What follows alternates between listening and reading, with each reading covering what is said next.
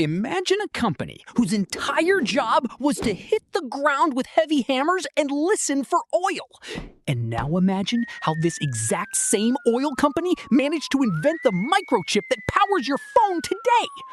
Welcome to the incredibly weird history of Texas Instruments. It is May 10th, 1954, in a boring conference hall in Dayton, Ohio. Speaker after speaker walked up to the stage to say the same thing. They claimed that silicon transistors were just a dream and years away from reality.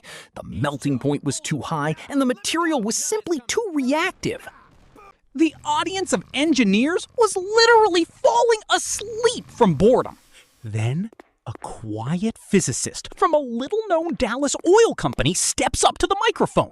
His name is Gordon Teal, and he works for Texas Instruments. He calmly says, "Contrary to what my colleagues have told you, I happen to have a few silicon transistors right here in my pocket." He reaches into his jacket and pulls them out.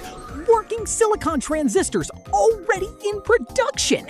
The entire room fell dead silent. It was a massive mic drop moment. But how did a company that searched for oil end up creating the brain of modern computers? It all started in 1930 during the Great Depression. Two founders, a physicist and an engineer, started a company to map underground oil. They used a technique called reflection seismology, basically bouncing sound waves off rocks. They got a big financial backing of $100,000 to start the venture. But the oil business was erratic, and the company had to reorganize. By late 1930s, they spun their work into a new subsidiary called GSI. Then came December 6th, 1941, the day before the Pearl Harbor attack. 4 employees made a bold move and purchased the GSI subsidiary. Within months, the United States entered World War II, changing everything. GSI quickly started building military electronics for the Army and Navy. The rugged casings they designed for oil equipment were perfect for submarine warfare and radar. The war completely rewired the company's DNA forever. In November 1945, a young naval officer named Patrick Haggerty walked through their door. Haggerty looked at their electronics contracts and saw a completely different future. He realized the real business was not finding oil, but the instruments built to find it. In 1951, the company officially renamed itself Texas Instruments.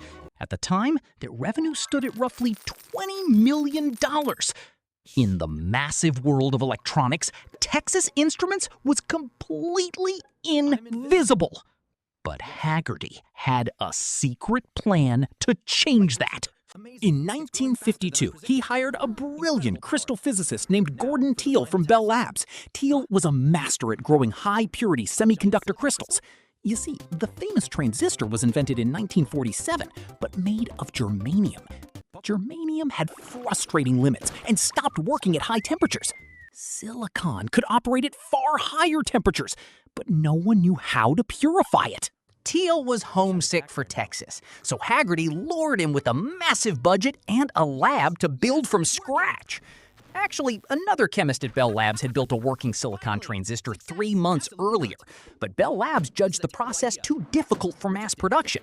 So Teal and his team focused on building the first one anyone could actually buy.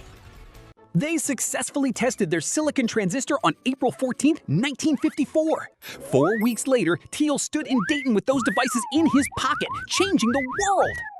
But Haggerty wasn't satisfied just selling transistors to other tech companies. He had a crazy dream. He wanted to put a transistor radio in every single American living room. So, in May 1954, Texas Instruments built a prototype for a pocket-sized radio. Haggerty took the prototype and started knocking on the doors of major manufacturers. He went to RCA first, but they looked at him like he was crazy and said no. Then he went to Philco, and they also rejected his idea. He even went to Emerson, but they passed on it too. Every major electronics company in America thought pocket radios were just a useless toy. Finally, a tiny company from Indianapolis called Regency said yes. On October 18, 1954, they officially announced the Regency TR-1. It went on sale for about $50, which is over $500 today. Consumer Reports tested the device and gave a brutal verdict. They said the sound quality was unsatisfactory for music and barely adequate for speech. But honestly, nobody cared about the bad sound. The radio was a massive hit and sold over 150,000 units because for the first time in history, a radio could fit right inside a shirt pocket. Teenagers finally escaped their parents' living rooms and took rock and roll directly to the beach. This tiny radio successfully introduced the word transistor into the global vocabulary. Thanks to this success, the company's revenue skyrocketed from $20 million to $92 million. But the transistor radio was just a warm-up for the main act. The real revolution was about to be built by an engineer who wasn't allowed to take a vacation. In the hot summer of 1958, a brilliant young engineer joined the company. He had spent years thinking about a massive problem in computer engineering. Back then, building a computer required connecting miles of messy hand-soldered wires. If even one single wire connection failed, the entire giant computer stopped working. The failure rate was absolutely enormous, and it was holding back the future of technology. Our engineer had a wild theory. He believed that all components, transistors, resistors, and capacitors, could be made from one single material. If everything was carved out of the same block of silicon, the wiring problem would simply disappear. But as a new employee, he faced a funny problem. He had joined the company too recently to qualify for the mandatory company-wide summer vacation. So, in July 1958, while all his colleagues packed their bags and left for 2 weeks, our engineer found himself completely alone in a silent, empty laboratory. He had nothing but time, some equipment, and his crazy idea. He spent those 2 weeks quietly soldering, drawing, and experimenting in the empty room. On September 12, 1958, the rest of the staff finally returned from their sunny vacations. The engineer gathered them around his desk to show them what he had built. It was a tiny, messy patchwork of gold wire, glue, and a single piece of semiconductor. One colleague later described it as looking like a failed school art project. But when they flipped the switch, it actually worked perfectly. He had successfully created the world's very first integrated circuit. The company immediately rushed to file a patent for this revolutionary invention in February 1959. In March, they officially debuted the Microchip to a stunned audience of radio engineers. But there was one company in that audience that wasn't just amazed, they were terrified. Another brilliant engineer at a rival company was secretly working on the exact same idea. His name was Robert Noyce, working at Fairchild Semiconductor. Noyce had been working on the exact same problem completely independently. In July 1959, he filed his own patent for a silicon-based integrated circuit. What followed was a brutal decade of legal battles between the two companies. Lawyers argued endlessly about who actually invented the microchip first. In the end, they decided to share the credit and signed joint patent agreements.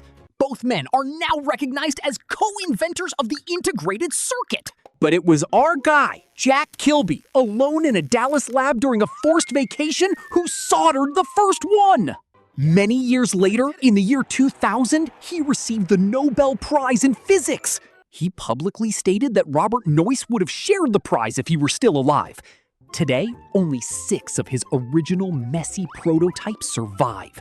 One of them sits proudly in the Smithsonian Museum. Meanwhile, throughout the 60s, the Cold War was heating up. Huge defense contracts funded Texas Instruments semiconductor research.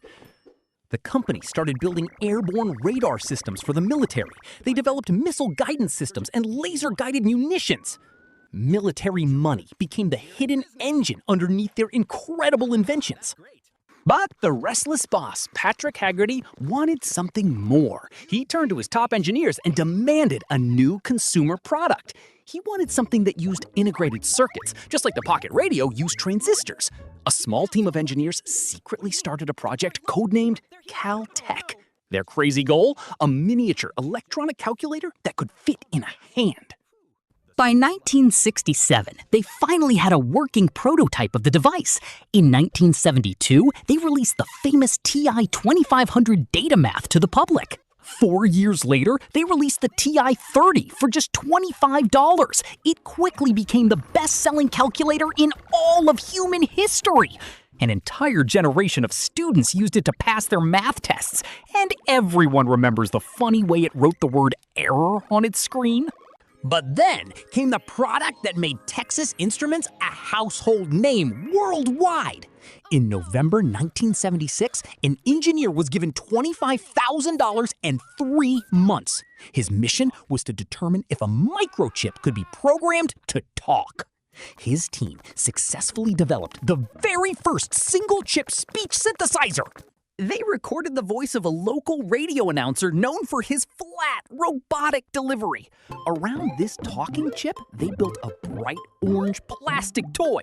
It had a keyboard, a small screen, and a vocabulary of several hundred words. They called it the Speak and Spell. It was a robotic voice that praised correct answers and patiently encouraged wrong ones. It was the first time the human vocal tract was duplicated on a piece of silicon. The toy debuted in 1978 and retailed for $50. It became an absolute sensation in toy stores everywhere. 4 years later, Steven Spielberg put it in a famous movie about a stranded alien. The alien used the Speak and Spell to phone home. This made it one of the most recognized electronic devices of the entire century. That same talking chip eventually found its way into arcade cabinets and cars. But while everyone was playing with toys, the company was about to make a fatal mistake. In 1979, the company confidently entered a brand new market. They released their very first home computer, the TI-99. But they didn't realize they were walking straight into a deadly trap. Waiting for them was the angry boss of a rival tech company called Commodore. Years earlier, Texas Instruments supplied Commodore's calculator chips, only to undercut them and steal their market. Now, that rival boss wanted brutal, total revenge.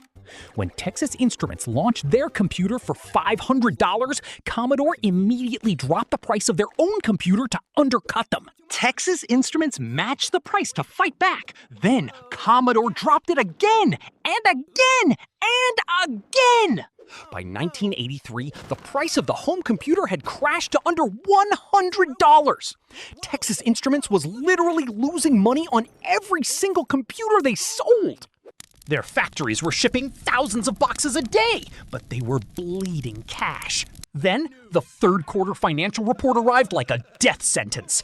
The company reported a catastrophic loss of $330 million. It was an absolute disaster. They completely surrendered, killed off the home computer line, and fired thousands of workers. The company that invented the microchip was on the edge of complete bankruptcy. But they did not die!